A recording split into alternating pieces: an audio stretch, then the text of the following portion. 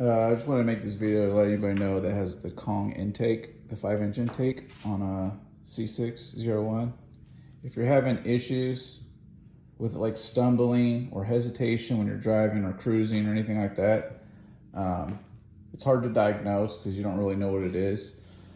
So it was happening to me. I replaced the oxygen sensors, I was replacing sensors, checking plugs, doing wires, coil packs, everything. I couldn't figure out what it was.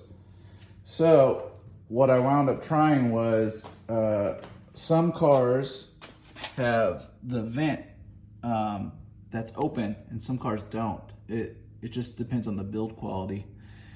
And mine was open. And what I wound up trying was, I got some of this wall to floor, like rubber sealer thing. I don't know, you find it at like Home Depot. It's like $2 for like 4 feet. And it's like for like a baseboard. Anyway, so what I did is I got some of that, and then what I did was, you take off the 2 screws right here, the factory screws that hold on the bumper, and I just kind of slipped it right there to seal up the vent so the vent isn't hitting the filter right here and wigging out the MAF sensor.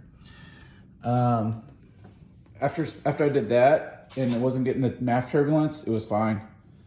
I think that's the only way I could describe it. It was MAF turbulence, as I was tearing apart the car looking for anything I could.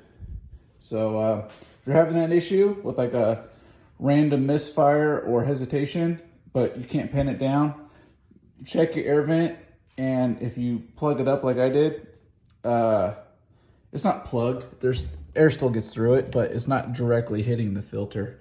That might be your issue. Worked for me. Hopefully it works for you.